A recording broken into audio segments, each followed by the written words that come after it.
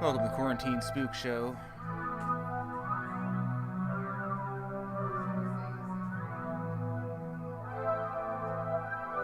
I'm Kyle Kerezsi.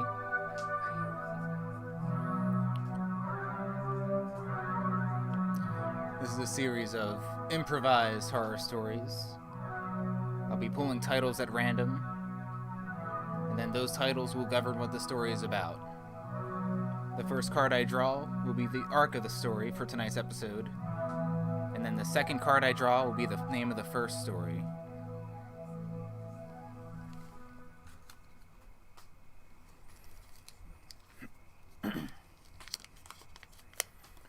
Alright, this first story is called We're Gonna Have a Good Day. The uplifting stories always have a bitter turn. And the first story is called Gimme the B14.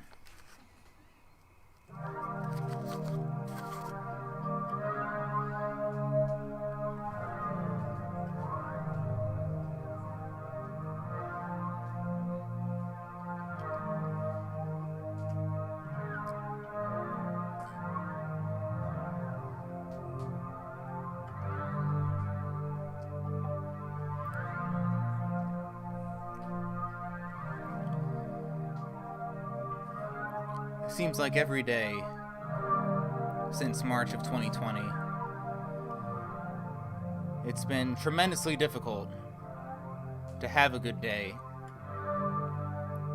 But Billy always made the effort anyway. He'd wake up in the morning and think, you know what? This time, today's gonna be the day that I have a good day. But somehow by the day ended, Billy always felt that it wasn't a good day. So on this particular morning when he woke up, he really meant it this time. He was just like, you know what? Today's gonna be fantastic. It's gonna be the best day ever. I don't care if I'm setting my expectations high. It's gonna happen because I will will it to be. But the day already took a downward turn when Billy went to work. Now, since the pandemic, he sought a job to keep him safe from the virus. So he worked as a barista in a drive-through coffee shop. So he was just like, okay, the company requires masks. We always clean up. No one comes in, they just drive through. It's a simple way to stay germ-free and to stay safe from all the bullshit.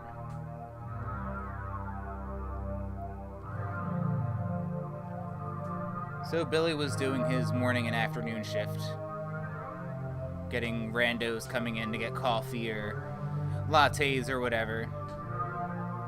And he'd always have the same conversations come over and over. He was just like, hey, how are you? And the customer would always say, oh, hanging in there, or keep my head above water. And Billy thought, yeah, me too. He doesn't know why he put so much pressure on himself to have a good day. Because the standard for a good day seemed to plummet during those months. If you were feeling okay, if you were hanging in there, that was the new standard of a great day. But Billy thought no. He didn't accept that. He still wanted the best day ever, despite the pandemic. So he tried to find ways throughout the day to have a good day. He had his favorite latte, listened to his favorite podcast, WTF with Mark Maron. There's a really good interview with Jerry Seinfeld that he was into, because Mark Maron and Jerry Seinfeld are such a dichotomy of comedians, and it was really enthralling to see their ideals clash in the context of comedy. But even still, it wasn't quite the same. He enjoyed himself, but it didn't quite bring him to the high standard of a good day that he sought and he craved. So he was doing a shift with Frederick, And they were just like shooting the shit. It's just like, oh, things are really fucked up, right? And Billy was just like, yeah, I guess so. Even when customers asked him, like, oh, how are you today? And Billy said, good. And then the customer would be like, shit, really? But Billy wanted things to be good. Truly he did.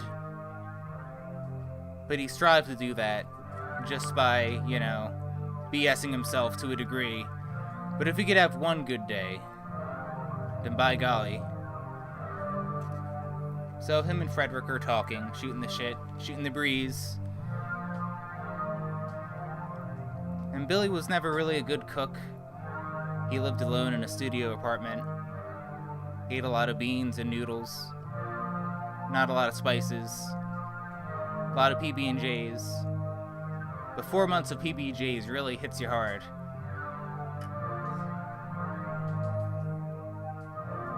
So Billy ended up talking about, like, oh, I haven't had a good hot meal in a really long time. And then Frederick said, oh, why don't you learn how to cook? And Billy was just like, meh. See, Billy's problem was, as much as he wanted a good day, he didn't quite want to make the effort to be it so. He always tried to take a shortcut, even when there wasn't one. So when they were talking about meals and food, Billy was saying, yeah, I haven't had a hot meal, a good one in a while. And then Frederick said, oh, there's a Thai restaurant I'm really into, They have some great food there. And then Billy said, oh yeah, that sounds really good. Maybe I'll stop by or something. They do takeout and delivery and stuff. And Frederick said, yeah, you can just pick it up and it'll be fine, And then Billy said, oh, what do you recommend there? And Frederick said, oh, well, their pad thai's good, all their stuff is really great. But they kept talking about a new dish called just the B14. Usually they have letters and numbers to identify their meals. But this one was just called the B14. No description or anything like that. I guess they consider it as a mystery dish. And Billy thought, maybe that'll do it. Spontaneity, taking risks. Maybe that'll bring the good days that I solely crave.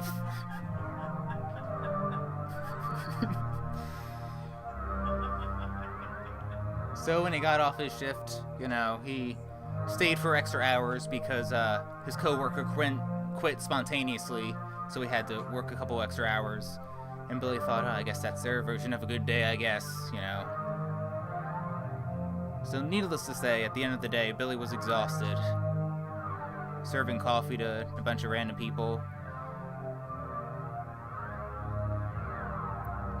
But he looked up this Thai restaurant, and he thought, yeah, I'm gonna get something there. I'll even get the B14. So he got on his smartphone, and they made a call to the Thai restaurant, and they're just like, hey, what do you want? And Billy was just like, oh, yeah, I want to get the B14. And then there was a long silence on the other end of the phone. And the person that answered said, are you sure you want the B14? And Billy thought about this. And he said, yeah, but, what is it? Another long pause. And the person on the other end said, I don't think you want to get the B14. And Billy was like, oh, why not? And the person was like, well, it's just, I don't know how to describe it really, The chefs won't tell me what it's made with. I always just serve it in a box and serve it. But whenever I do serve it, I never see those customers again. And then Billy thought about it. It was like, well, presumably, if that happens, then maybe it's not a great meal, But even still, Billy wanted to take that risk, Seeking new horizons. That's what enthralled him. So he was just like, alright, I'll take the B14 then. And the person on the other line was just like, okay, if you say so. So Billy went to the Thai restaurant. And then the cashier there, she was just like, alright, here you go. And she handed him the box. It was very warm, like some hot meal was in there. And Billy was like, so, you have no idea what's in here? And she was like, no, I have no idea. So he went to open it, and then she said, no, not here. And then Billy said, well, why not? And she says, just don't do it. It's takeout. Germs and stuff, you know? Just take it outside, you know, take it wherever you're gonna eat it. But don't eat it here. And Billy said, well, okay. So he paid and then just took the box with him.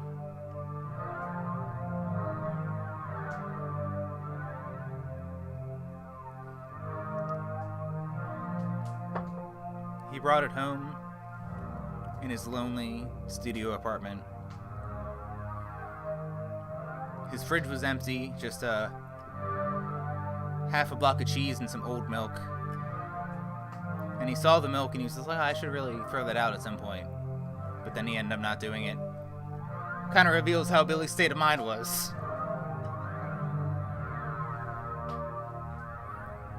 So he sat at his dining table, and as he sat there, he kind of wondered why he had a dining table. He never had people over ever since the pandemic. But he liked to feel like he was having a group meal, despite being alone. So he opened the box, and it was just pad thai. Just something very simple. He was just like, oh, okay. He has a bite, and he was just like, oh, it's actually pretty good. And he has another bite. He's like, yeah, this is amazing. He eats more and more, and he's just like, oh my god, this is like the best meal that I've ever had. And he gobbles it up. The meal was so delicious that he ate it quickly, he actually choked a couple times because he had trouble breathing as he was eating it. That's how delicious it was. It was like he blinked and his meal was gone. Just an empty box with just some random sauce bits in there. And he was like, god damn, that was amazing. I feel great. The flavors on my tongue, my tongue feels so evocative right now. This is the new horizon that I've been seeking this whole time. This is great. So he took his takeout box and chucked it in the corner of his room with all his other takeout boxes. Because he didn't clean. It's just a month of takeout, just empty takeout receptacles in the corner of the room. Sometimes he tossed a sheet over it so he didn't have to think about it.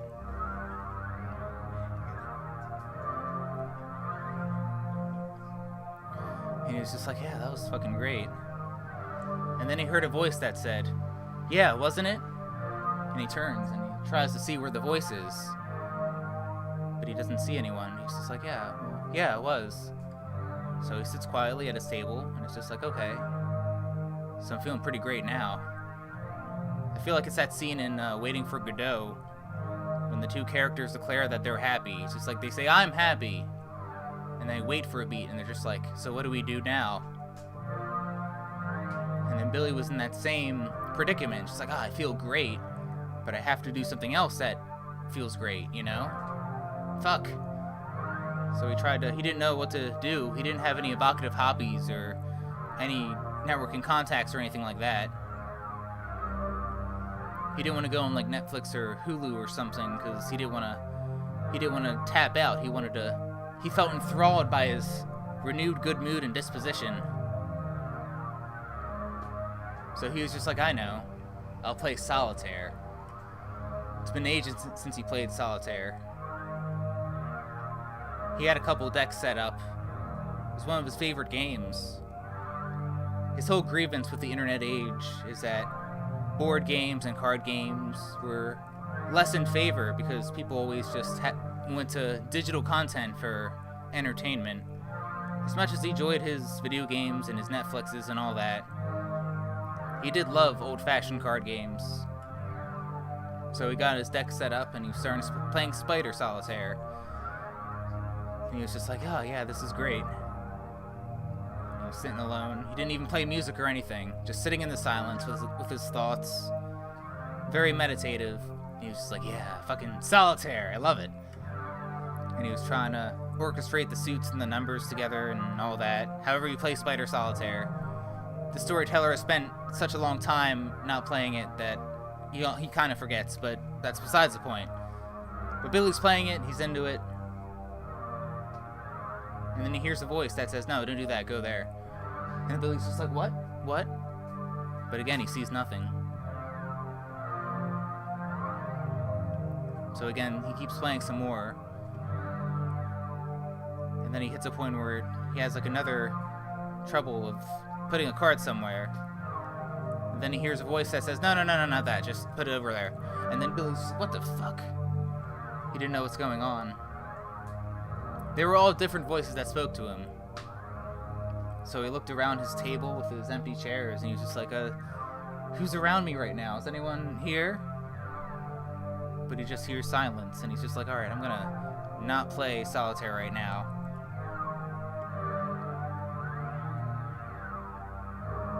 And then he's just like, alright, well, I'm still feeling good from the meal, it was amazing. But I still want to do something that feels good, that also keeps me in tune with myself. So he's just like, oh, I know, I'll meditate. I haven't done that in years, you know. I'm not a Buddhist or anything, but I like sitting quietly. So he goes and sits at the center of his empty, sad studio apartment. He sits cross-legged, and he just sits and meditates. He meditates, thinks about thoughts. The waves of random thoughts and anxieties just pass him by. And he's just like, yeah, this is good. But then he hears a voice that says, you're doing it wrong. And Billy's just like, what the fuck? So he looks around, but he doesn't see anyone. So Billy just sits quietly some more. And he hears a voice that says, no, that's not it either. And it's, whoa. Billy's just like, he's confused. He's trying to be alone, try to be at peace. But he hears all these voices, and he doesn't know where they're coming from. So Billy's just like, alright, I'm just gonna look out my window. Look at some trees, look at the moon. I'll open my window and listen to the crickets. Yeah, just being at peace with myself. Just some simple contemplation. It doesn't matter if it's a pandemic as long as I'm just me and in tune with myself. So he's just looking out the window. And then he hears a voice that says, you should really clean your apartment. And Billy's just like, alright, what's happening? What's happening here? Then he turns around. And at his table, he sees a whole batch of strangers. Even some new chairs that he didn't have previously, some fold-out chairs.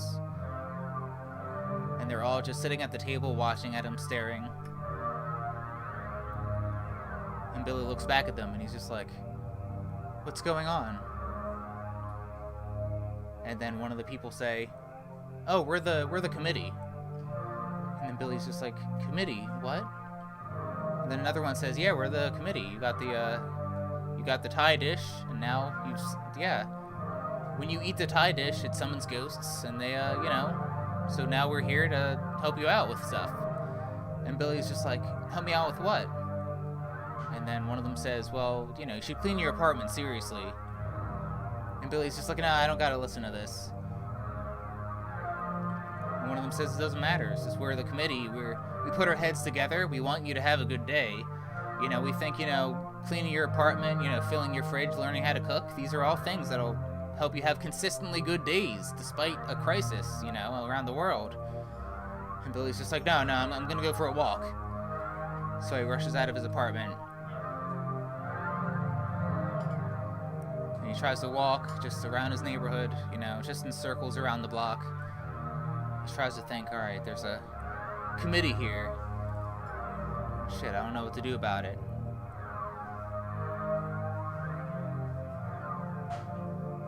So he just keeps walking. And then he gets back to his apartment. And it's empty once again. And he doesn't see the committee. And he's just like, alright, I think I'm gonna try calling this Thai place. So he tries calling the Thai place, and they're still open, and the person on the other end is just like, yeah, hello? And then Billy says, yeah, hi, I ordered the B14, and I guess these like ghosts or whatever, or like a committee or something. And then the person on the other line just hangs up. And Billy's just like, oh, it's weird.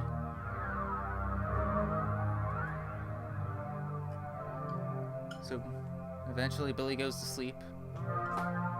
And then he gets to work the next morning. And a coworker, he just asked him, "Hey, Billy, did you have a good day yesterday?" And he was just like, "No, really sucked, you know?"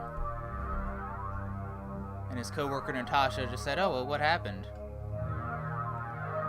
And Billy said, "It's too complicated to explain." So eventually the first customer of the day arrives. They make their order for a caramel mocha. And then Billy starts to froth the milk. And then he hears a voice that says, "Oh, no, don't do it like that." And then Billy just freaks out and then spills the whole drink. And another voice just says, "Oh, see, you ruined it." And Billy's just like, "All right, I gotta get out of here. So he leaves the coffee shop.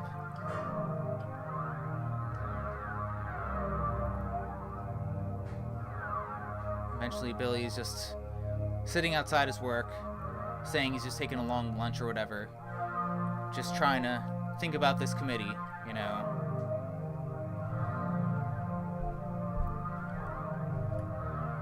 And then he hears a voice that says, "You know, maybe you'll have a better time if you actually listen to us about things." And then Billy's like, "All right, I'll bite. Just, if it'll make it go away, just tell me what to do and I can do that." So, Billy goes through his day and he takes instructions by the committee. And he's making the lattes and stuff. And he's doing everything the committee says.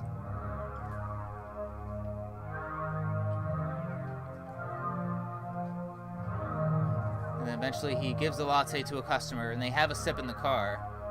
And then they spit it out and it's just like, "Oh, this latte tastes like shit." And Billy's just like, "Oh no, it's the damn committee, you know."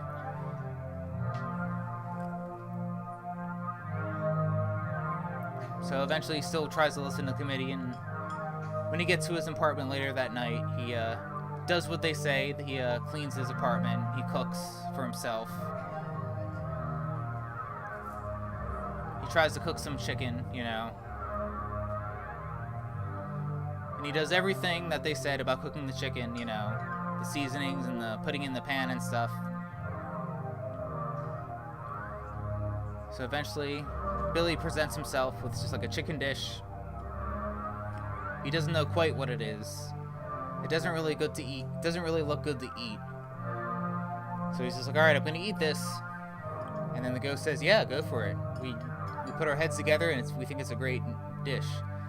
And Billy's like, "Okay." So Billy just eats it one by one, one piece at a time. And he's just like, "All right, this is okay. It's not as good as the B-14, but he's just like, you know what? I'll eat this chicken. I made it. It feels good that I cooked it myself." So he ate it slowly because it didn't taste very good. Eventually, he finished the chicken dish.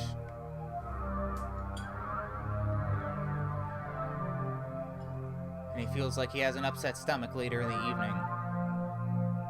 And he says out loud, "Oh, what's happening?"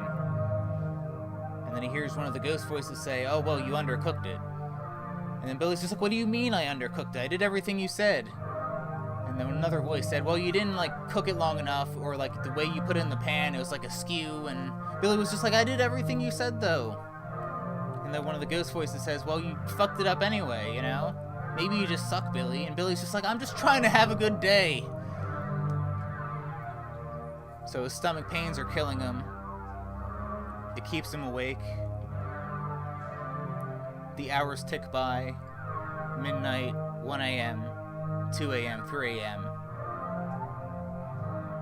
Eventually, Billy stops moving altogether.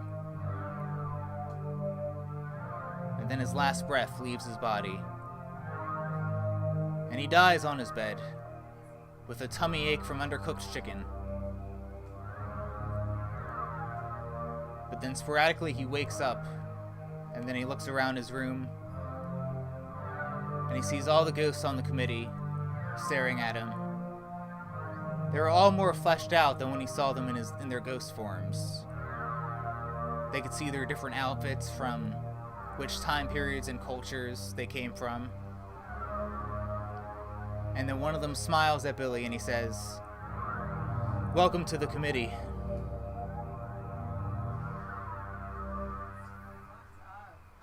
Yeah. I decided that was not horror, that was tragedy. Yeah, that's... I think it was That both. was emo, dark shit. That would be like my nightmare. It's a Passover and they're like, psych, it's a union. Yeah. A lot, Kyle. You know what? I try to deliver. I aim to please. I was really wondering where you were going with the takeout and the B-14. Whoa. Well, the beauty of it was, at the time, I had no idea. Oh my god, is that for real? Yes. I've never seen these titles before. Bravo, that was fantastic. Mm-hmm. I'm actually really freaked out by that thing. Yeah, I am too. Mm-hmm. I am too. I don't want my ancestors to form a union. Oh, yeah, a committee of That's pretty much like what Mormonism Ghosts. is. That would be a nightmare. Yeah. Surprise. Yes. Welcome to Quarantine Spook Show. Alright. But now I'm highly invested in you drawing one of my Post-it notes. Well, let's... Yeah, I don't know how many you put in. I'm just pulling them... Two in. Okay, I'm pulling them at random. It was so fucked up. Oh, yeah.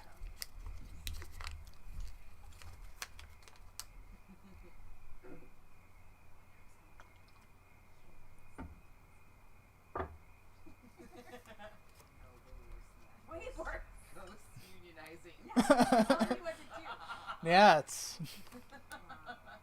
I mean, what's Humans were gonna be the I monsters. know. I mean, what's spookier than micromanagement? Right. Exactly. Yeah. Exactly. Nothing. Yep, nothing.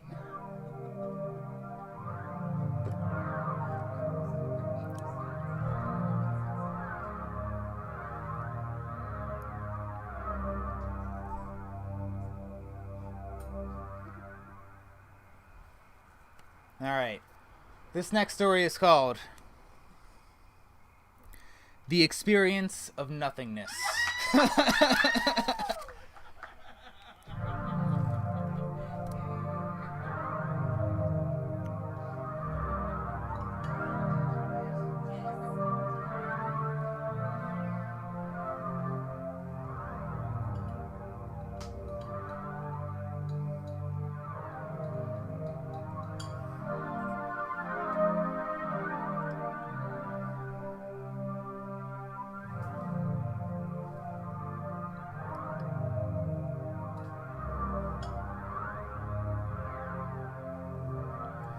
Sandra tried really hard as anyone else to have a good day during the pandemic. And just like anyone else, it took great difficulty. And she didn't try to force it, she didn't try to bullshit herself, because she knew exactly how much bullshit was in the world, and she was having none of it.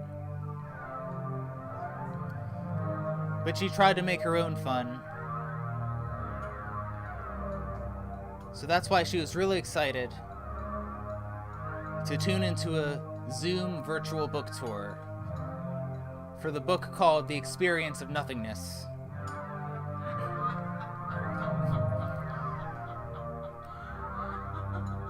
You know, one grievance she had about the pandemic, one of many grievances. She couldn't meet with her intellectual peers about how much bullshit was around the world. Sometimes she'd post things on social media, but none of her posts really encapsulated how much she thinks everything is bullshit.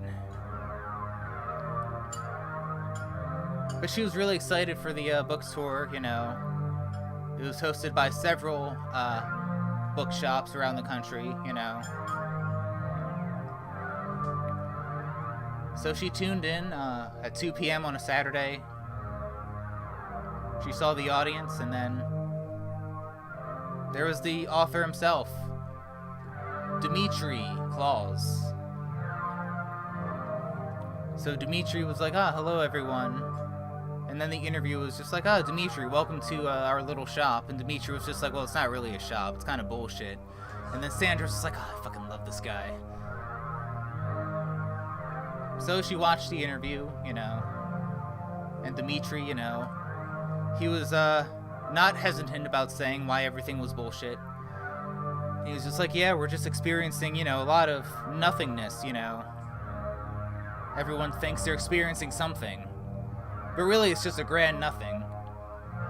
And Sandra was just like, oh shit, so awesome.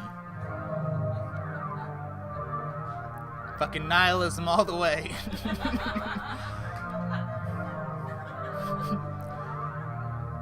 So then it got to the Q&A portion of the virtual book tour. And a bunch of randos on Zoom asked their questions. There was one portion when an audience member was about to ask their question, then their Zoom feed cut off. And Sandra just thought, oh, that was bullshit. And then Dimitri said out loud, oh, that was really bullshit. And then Sandra was like, fuck yeah, She really just... So more Q&A portion went on. But then Sandra got a shot at asking a question. And Sandra was so excited to ask Dimitri a provocative question. She thought for a long time about it. And she said, hey, Dimitri. And Dimitri's like, yeah? And then Dimitri said, yeah, you got a question? And Sandra said, yeah, well, first off, I just want to say I love the book. And Dimitri was like, okay. And then Sandra thought, shit, maybe he thinks I'm bullshitting him or something. And then Sandra said, no, I really do like the book. And Dimitri was like, yeah, okay. So then Sandra said, all right, I'll just get to the question. So your book is about the experience of nothingness, which is there for all experiences.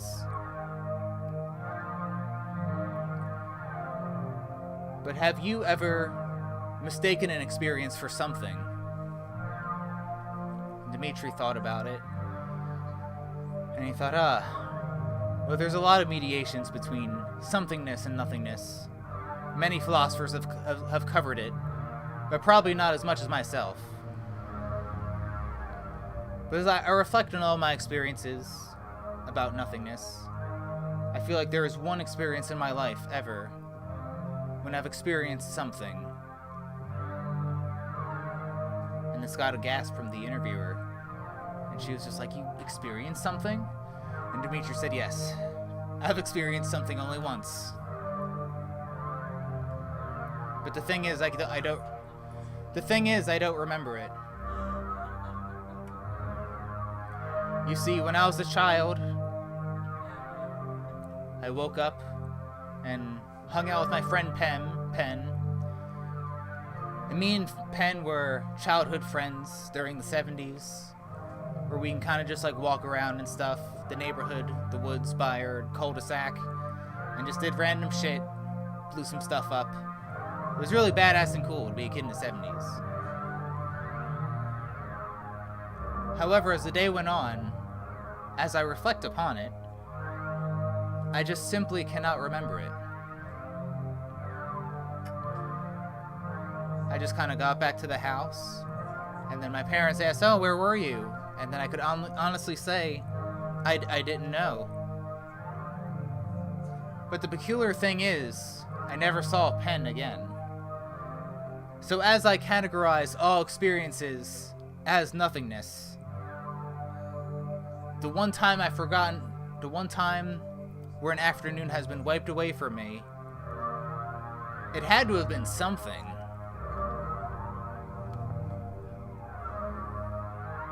And then Sandra asked a follow-up question and asked, well, what do you think that something was? And then Dimitri said, I can't tell you.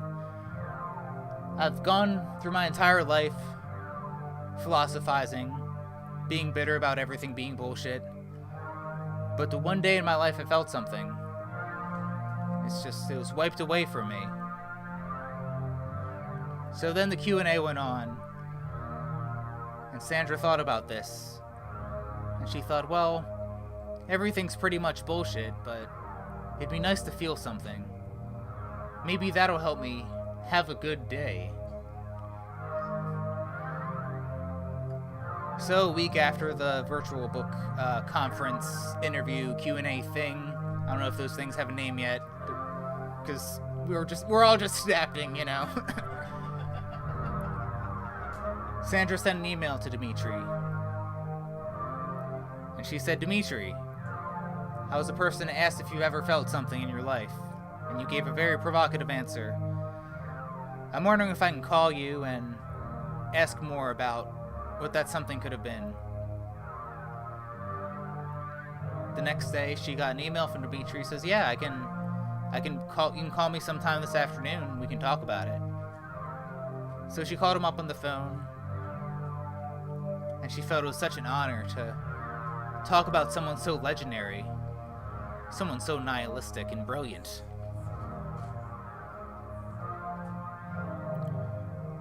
And then Sandra said, "Well, so Dimitri, you said you felt something, but you don't remember it. Do you remember where you were?" And Dimitri laughed, and he said, "What do you think?" And Sandra was like, okay, but like, where could you have been? I mean, have you ever tried to look after this at all? Try to investigate it a little bit more? And Dimitri says, "No. Everything's bullshit, so I can't say that I have."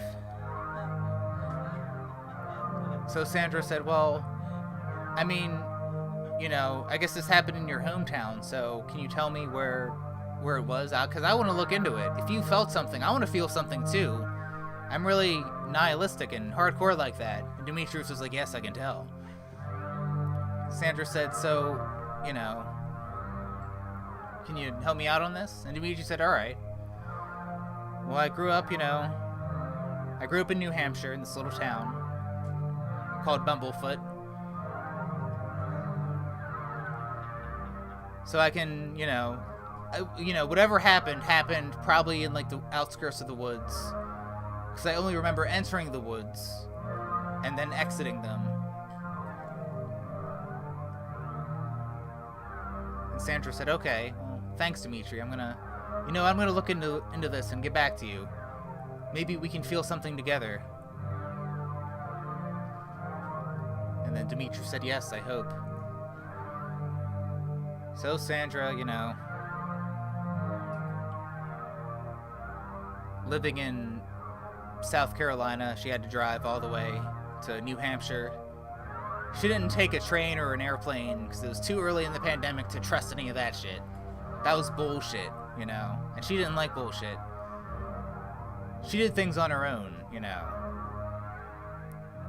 So she drove to New Hampshire to the little town of Bumblefoot that Dimitri Claus was from. And she was like, "Okay, this is the place." And eventually she arrives at the cul-de-sac where he grew up. So she parked and she was like, "All right, so this is the cul-de-sac. I guess whatever happened, the something he felt among the nothingness is probably in those woods." So she went into the woods, walked for a bit, thought it was very pretty. She heard a lot of criticisms about the New England woods in Vermont and New Hampshire just being really decrepit and sad. But she thought it was really cool because that was her aesthetic. So she wandered. She brought a compass with her to feel really old school and all that. But then she gets to a certain point where the compass is spinning around. It's not pointing north anymore. So she thought, "Oh, this must be something real here. Something real hardcore. Maybe something is here." She trained her mind to only think of things in terms of nothingness. But she was so excited that she earnestly thought something is here. So she was just like, perhaps this is the thing to break my nihilism once and for all.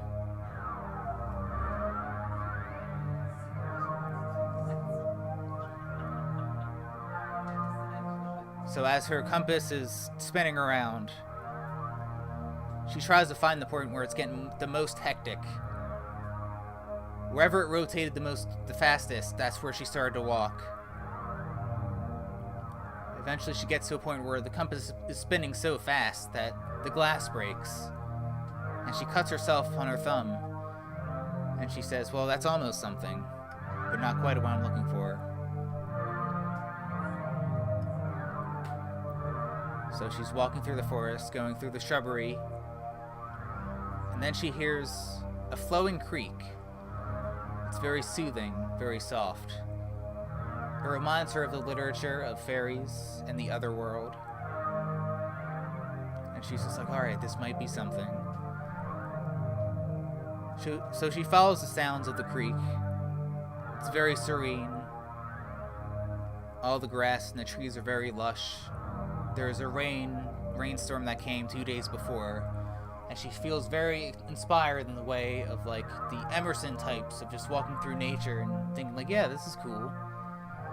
And she says, oh, this is almost something, but it's not quite. Like a Wyeth sense of being in tune with nature. So she goes through the bush, and then she sees a clearing where the creek is. And before her, she sees a gnome. It's just like a little stout garden gnome. In the stereotypical way you would see, like the red hat and beard and everything. And then she watches the gnome, and the gnome's just washing his feet in the creek. He has like a loofah, and he's just like scrubbing it really hardcore. It's kind of like moldy and mildewy. And it smells really bad, even from a distance.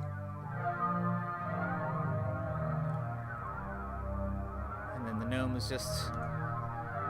You would think that fairy-type creatures would be really at peace, really serene, but this gnome was really crusty and smelly, and was just like really grumpy and really not thrilled about washing his foot. And then suddenly he looks up at Sandra, and then he says, yeah, can I help you? And Sandra's just like, oh, sorry, I was just... And the gnome was like, what? I'm bathing here, what do you need? And the Sandra was just like, oh, I was looking for something. And the gnome said, well, you found it, now leave me alone. And Sandra's just like, okay, shit. So she just wanders off, feeling delirious about what she's seen. About some random gross gnome bathing, probably doing a shitty job. And she feels like she's just like walking in circles for a bit in the woods, just being all like, what the fuck was that? And then eventually she exits the woods, back into the cul-de-sac where she parked. And as she gets into her car, she gets in the driver's seat, closes the door, and just sits there, gripping the steering wheel. And then just thinks, what the hell happened?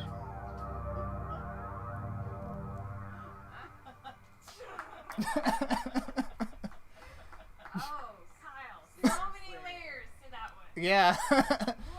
You're freaking out about gnomes. I was. I'm like, don't invoke the gnome. They don't play around. They don't play around. No, they don't. They don't. Do you know what a gnome does in the like classic folklore? I'm listening. Consciously no, but unconsciously I'm consciously, clearly, because he's yearning for the experience. Kyle of is nothingness. really great about tapping into that acoustic record.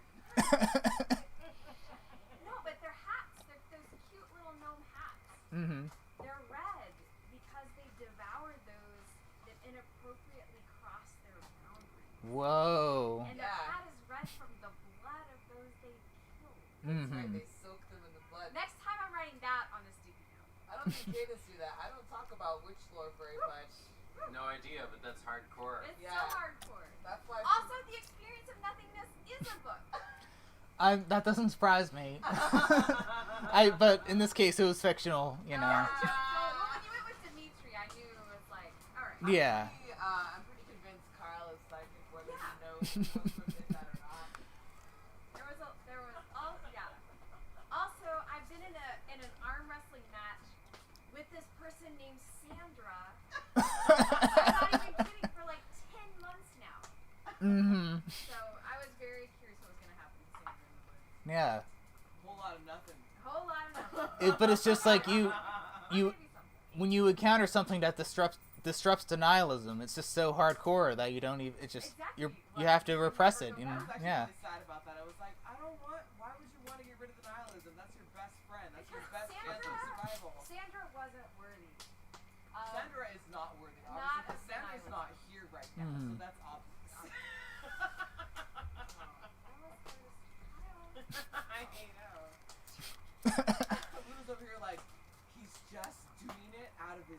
I was like, Really just yes, happening? it's improv. Mm-hmm. How did he know that was a book? How did he know it was Sandra? It's because Kyle is secret. Stop reading my Kyle mind. is secretly psychic. Secret. Not He so said secret. atheist to me when I met him, and I was like, whatever. The nothingness believes in you, Kyle. Yeah, but like, you know, so Sandra and Billy were just looking to have a good day. Didn't really. That's all you need. One person just wants a good meal, another person just wants to feel something, you know. Not too much to ask, but apparently it is. Kyle, we should just we gotta have this conversation later about reopening Peacock Farm to little events because people are asking me about it, and we should just have people come to Quarantine Spook Show for like $1. I really want to like make this porch like a venue space. Like it's Yeah. it's very ideal for that. Yeah. Yes. My meetings today, people keep asking me, and I said I will put it to my partners. You've been talking about it, but like people need in on this. I mean, it wouldn't take much, obviously, you know. No. I mean, it really is. It feels like Lunar Crow personal business week. Yeah, like it is. It's Personal. yeah, like it's a Sacred ground. it's a show, you know. Sacred ground here at Peacock Farm.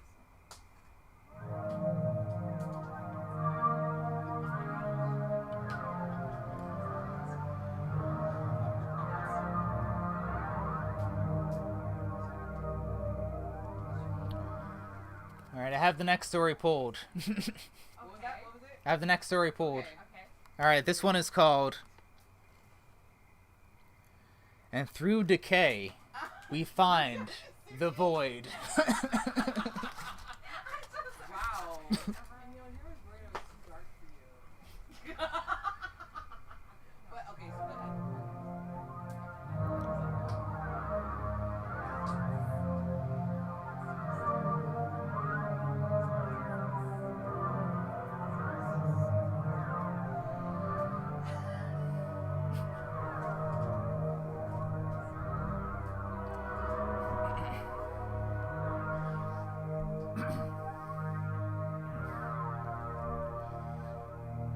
Ronald loved nothing more than dead things.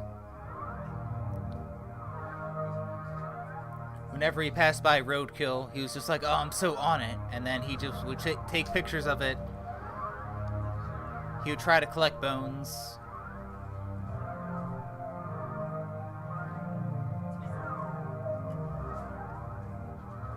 He would collect, you know, he had a collection of bones in his room. All from different animals and different species, different body parts.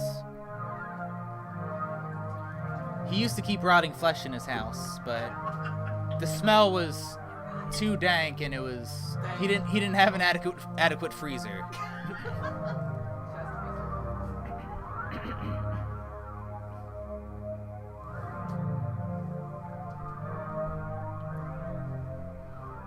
Yes, Ronald was fond of dead things.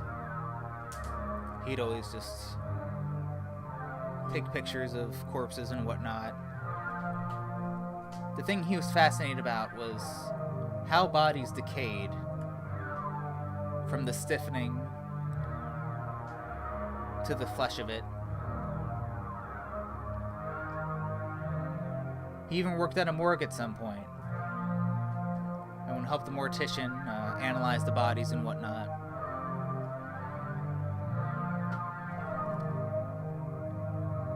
It was a very pure fascination.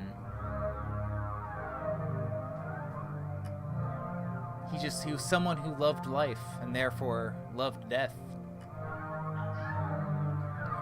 But ever since the pandemic, it's been harder to go out and to find dead things and whatnot.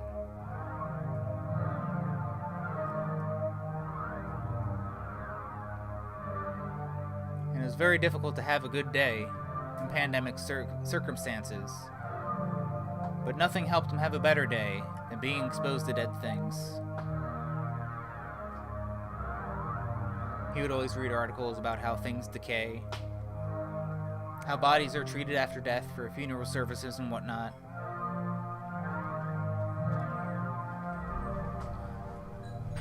And since he was someone who loved life and therefore death, he saw a lot of meaning to death. He truly felt that analyzing death in the purest pragmatic form would really provide the true meaning of what all this is about. And knowing that truth is as good as day as any.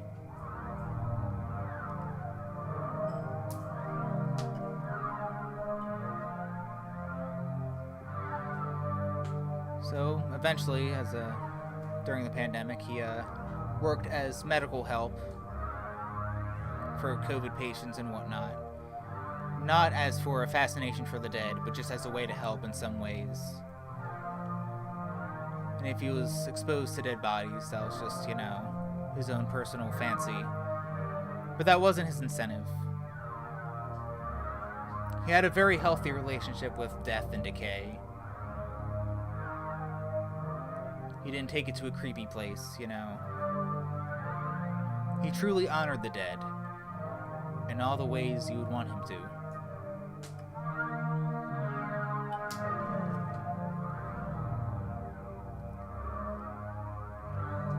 So he's working at a Vermont State Hospital, treating patients and whatnot, for COVID or otherwise. Not all of them make it. Some of them do, and he's thrilled about that. It's a lot of hard work that a lot of people don't understand. But he tries to do his best anyway. If he can help other people have a good day, then to him that was a good day's work.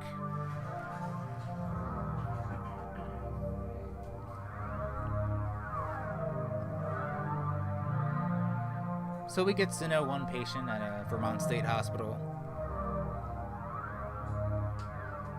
And she's someone with leukemia. And she feels like, death can take her at any minute. But she'd always strike up a conversation with Ronald about death and decay. She was almost as fascinated to it as he was. They would just shoot the shit about it. She used to be a mortician herself and would dissect bodies and give autopsies and stuff. Really loving the medical research aspect of it, as did he.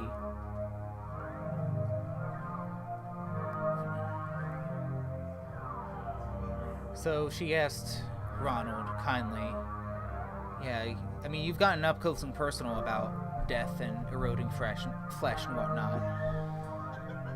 And Ronald said, yes, I have. And then she said, well, have you ever seen the void? And then Ronald said, the void? What do you mean? And the patient went on to say, well, what I've found as a mortician, I've only seen this 3 times. Now, since both you and I are fascinated with death in a medical sense, we've both extracted a lot of meaning from analyzing dead things, dead bodies, bones, decaying flesh, and all of that. And Ronald said, yes, of course.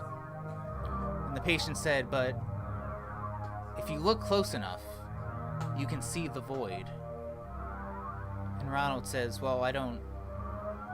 What do you mean by the void? You mean like the sense of meaning where we're all connected and all that?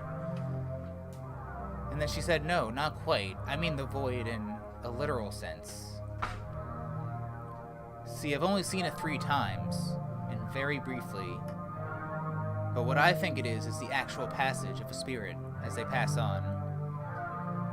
The void opens in an infinite blackness. They dive in, then it closes up. And again, I've only seen it 3 times. But maybe I'll see it for a 4th if I don't make it through this. And then Ronald says, well, you could always, maybe you can make it for a little bit longer. And the patient says, I have an incurable disease. My days are numbered. I'm ready for death whenever it comes.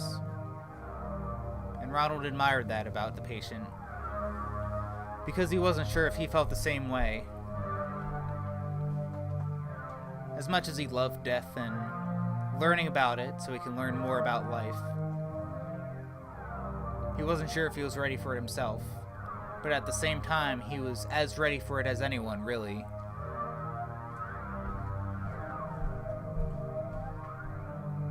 So as the days go on in Vermont State Hospital, it happens.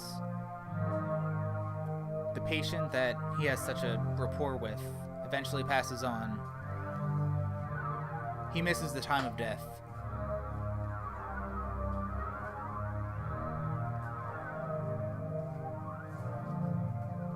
But he does know which morgue she's going to go to. So eventually he visits that morgue, says he's a medical person, he's had mortuary experience, and they let him right through. And then he sees the patient's body, who we later learned was named Denise.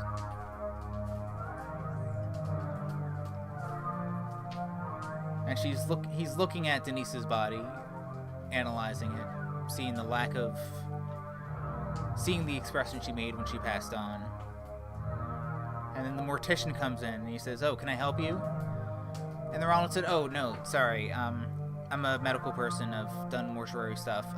So when I worked at Vermont State Hospital, I've known this patient, and we had a lot of provocative conversations about death. So I was wondering if I can, assist in the autopsy in some way." And the mortician says, "All right, well, I'm gonna do a proper autopsy in about a week. So if you want to schedule, we can work something out. You can come in and oversee it. I can't let you handle any of the tools or anything, maybe, but you can certainly sit in on it." And the Ronald said, Great, thank you." So a week goes by, and he arrives again back at the morgue in Vermont. He meets with the mortician, and he sees Denise's body. And he oversees the autopsy, going through it, seeing what she died of. And then Ronald said, "Oh, she had leukemia." And then the mortician said, yeah, it really seemed like it. So they're going through the process of the autopsy. And then they wrap it up, and then the mortician says, "Well, I hope you, so the procedure's pretty much over, but I hope you, got something from the experience." And Ronald said, "Oh, well, I was hoping to see the void, And the mortician said, "The void?" And Ronald said, "Oh, this is something me and Denise talked about, If you analyze decaying flesh long enough, then you can see the void, And the mortician thought about it, and he's just like, "Well, I've heard people seeing that. I've never seen it myself. But certainly if it was something that I could see on purpose, I certainly would. But I don't know what I can do to help you see that, but I just, hope that you got something from the autopsy."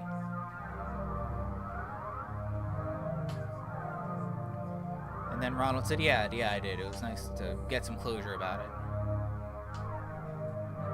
So eventually they put Denise's body away. And then Ronald leaves the morgue, thinking about life, thinking about death, wondering if he'll ever see the void.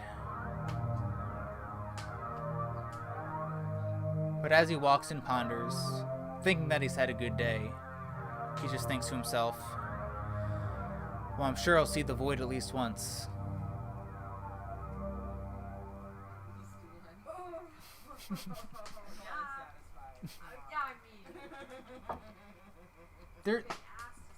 There's It's not really that big of an ask for someone who's had a near-death experience. They're waiting for you. I mean, there's beauty in anticlimaxes, you're a tease, is what it is. You like to tickle the clit of creative inspiration and leave us hanging.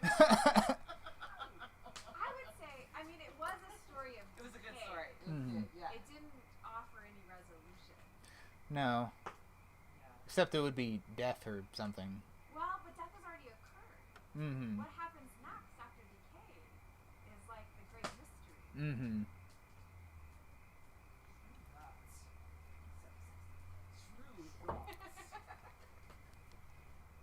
So says this black department over there. A whole lot of nothing over there.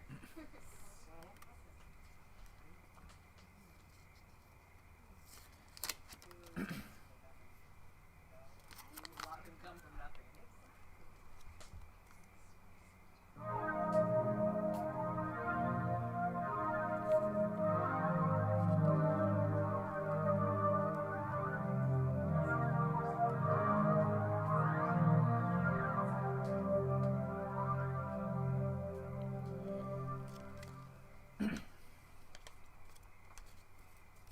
Alright, I have the last story here. Okay. This one's called Pear Frenzy. What? Paraphrasing? Pear Frenzy. Hair. Pear Frenzy. That makes for sure sense.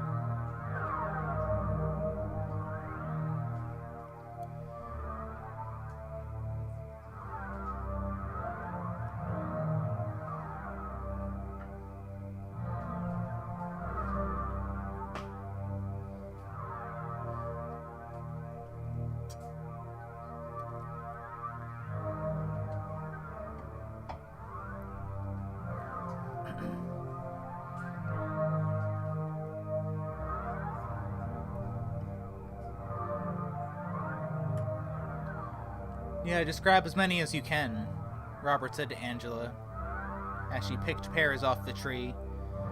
All the pears were ripe, and they seemed to ripen all at once. And then Robert said, yeah, it just kind of, the harvest is always pretty hectic, especially during this month, but just grab as many pears as you can. If they look red, pick it. If they're like damaged too much, we can't sell it. But like put it in a different basket. We can make it into booze or something. And Angela was new to harvesting fruit and picking pears and picking fruit, but she was really excited about it. She would just grab a pear one by one. It was actually very exciting about it, because almost all the pears on the tree were ripe, and all she had to do was tilt the pear at a 90-degree angle and it would just pop right off. And then Robert said, that means they're ready to come off. And then Angela said, hells yeah.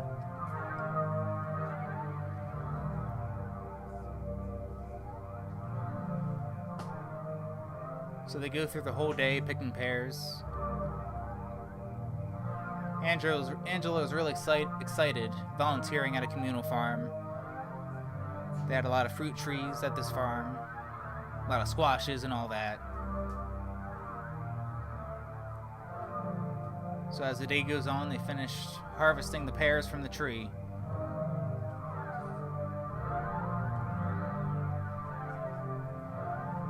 And then Angela, feeling exhausted from a long harvest day, she said to Robert, that was really intense, that was a lot. And then Robert said, yeah, that's just the thing about harvest and farming, And Angela was like, yeah, I'm really into it. And then Robert said, yeah, right? And then Angela said, so what are you going to do with all these pears? And then Robert said, well, we're going to sell some of them on the market. Some of them we're going to give away and donate to families in need and stuff. But we have so many that we just kind of have some extra, so we try to make them into alcohol and all that, or just give them away to friends and stuff. And then Angela said, can I take some back? And then Robert said, yeah, go for it. Alright, cool. So Angela's just like picking up some pears, putting him in her own little basket that she brought, thinking how good of a day she had harvesting fruit off of a pear tree.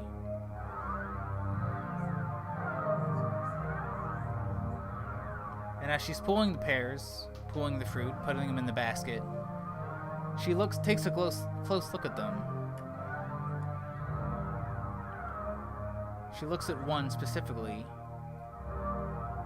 and she says, "Hey, Robert, this one has like a little hole in it." And then Robert said, "Oh, that's fine. It just means that like a bird got into it or something, but it's still good. It's still edible and stuff." And then Angela said, "Yeah, but it kind of looks like a mouth, though." And Robert was just like, "Oh, what do you mean?" And Angela said, "Well, look, it looks like a mouth, and it has like little tiny teeth around it. Do you see it?"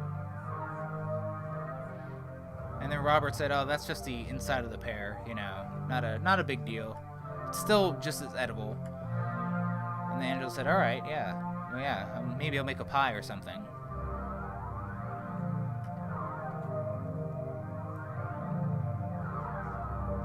So Angela brings a basket of pears to her house. She has her little dog, Spot, greeting her, licking her, loving her. And Angela's just like, "Oh, hey, Spot, how's it going? Look at all these pears I got." And Spot was like, "Whoa, pears!" But Spot was just like excited about anything, really. But pears are certainly worth being excited about.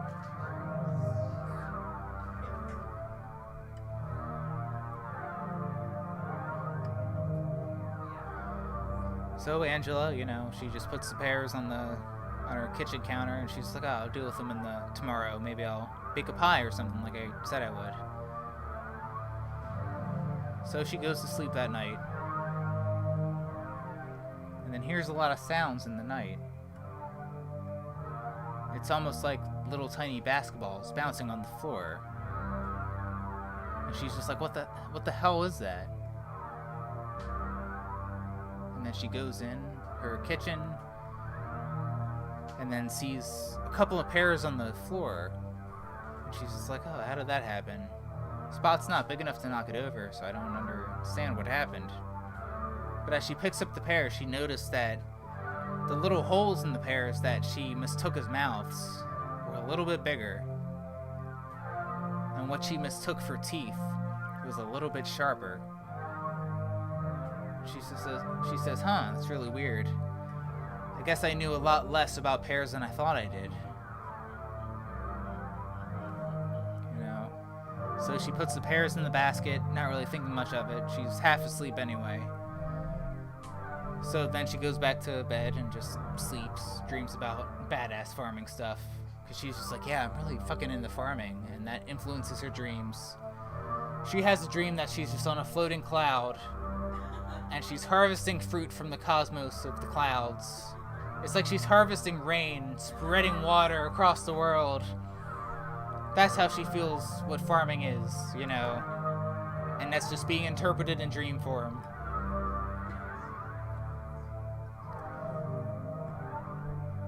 But then she wakes up again, hearing a bunch of loud noises again.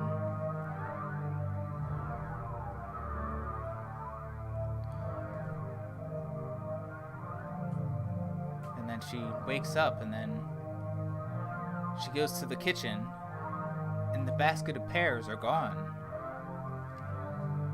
She's just like, where could they be? They couldn't have moved on their own.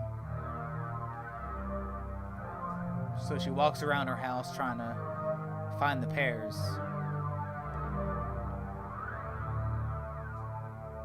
And eventually she sees her dog on a chair outside, and the pears sitting still surrounding the chair. But they're also chewing on the legs of the chair. And she's just like, "Oh, Spot, oh no." And the Spot just like barks, just like, "Oh, what the fuck is this?" And Angela's like, "Shit, I don't know. I don't speak dog, but I can tell you're freaked out." So she just grabs Spot and then runs into her room, leaving the pears on the porch. And she locks her door. And then she just like calls Robert. And then Robert wakes up sleepily and answers the phone. He's just like, "Hello?" And then Angela's like, "Robert, the pears. And Robert's just like, what about the pears? And then she's just like, the pears, they have teeth and they're eating things. They're like termites and they went after my dog. My dog's okay, but like, shit, these are really nasty pears. And then Robert's just like, oh, what pears did you get? And then Angela was just like, what? And then Robert was just like, well, did you get the pears from the first tree or the second tree? And Angela was just like, I think the pears from the second tree, I think. And then Robert was just like, oh, no. And then Angela was like, what is it? And Robert was just like, those are the carnivorous pears. And Angela's like, what do you mean the carnivorous pears? And then Robert's just like, yeah, they eat meat. And then just like a long pause. And Angela's like, well, what does that mean? And then Robert was just like, well, like Venus flytraps, they need protein and stuff, So did the pears you brought back, We usually give them to like separate sellers. I thought you got the pears from the first tree. And then Angela was just like, oh, they both look the same to me. And then Robert said, well, that just shows how much you know about pears. And then Angela was just like, well, what am I going to do about this? And then Robert said, shit, I don't know. Just subdue them, make them into food, I don't know. They're sentient, but you can kill them. And then Angela's just like, okay. So Angela goes into her closet and pulls a baseball bat. She pulls the baseball bat out, back from when she was into baseball.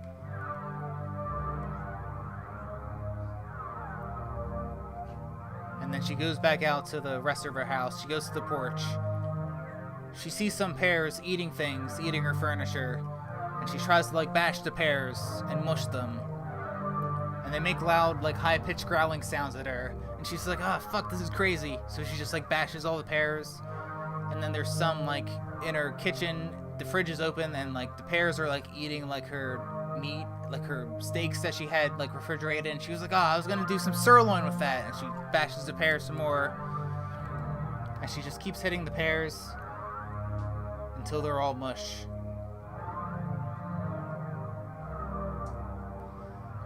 So she's just exhausted, sweaty, holding a bat with all these decimated carnivorous pears surrounding her house. And she's just like, well, I guess this would make a good pie. So she gathers the mushed pears up and starts going with her pear pie recipe. It takes a while, but she puts it in the oven. And then she's just like, alright, well, I took care of the pears. They're being made into pie. And she spent the whole night baking that pie. She didn't sleep at all. But then she pulls out the pie and lets it cool down.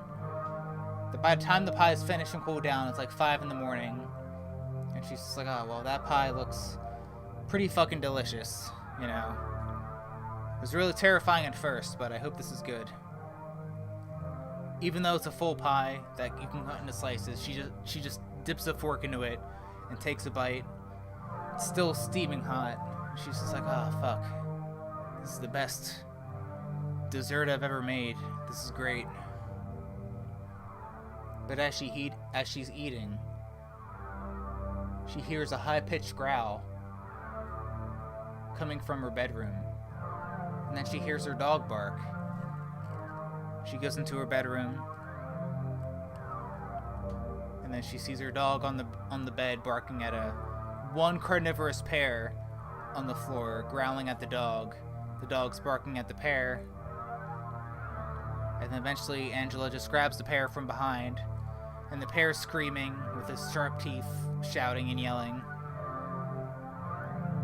And then she realizes, oh, well, I'm holding the pear now. It's not so vicious this way. So she brings the pear into the kitchen. And she's just like, hey, you're hungry, aren't you? And then she hears the pear growl some more, growling at her. So she takes a fork of the pear pie and then positions it in front of the carnivorous pear, and she's like, here, try this.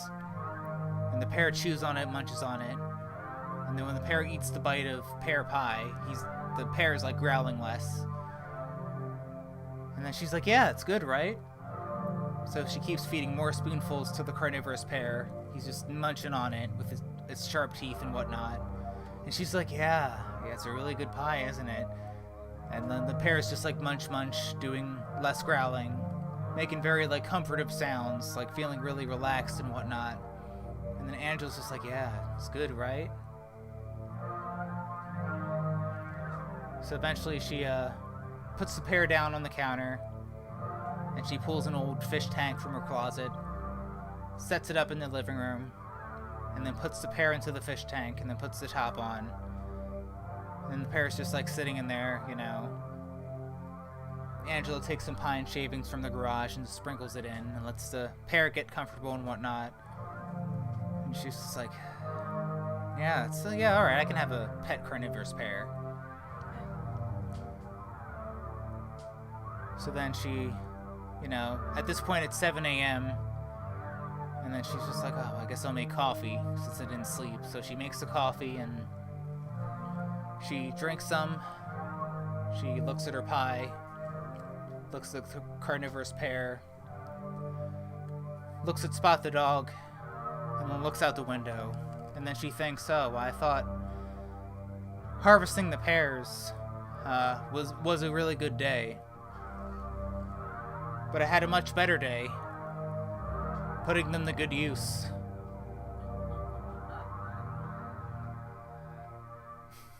Shame on you, Angela. You're great, Angela. Give those pears a taste of their own medicine. Oh. Mm-hmm.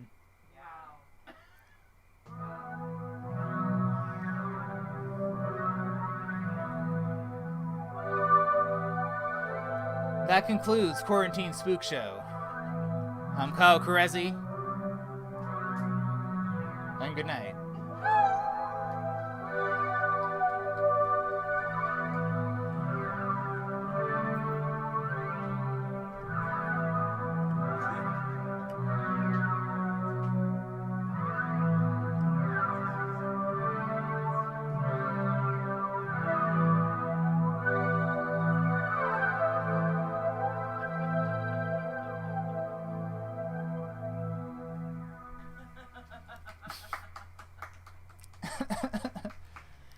That was very creepy.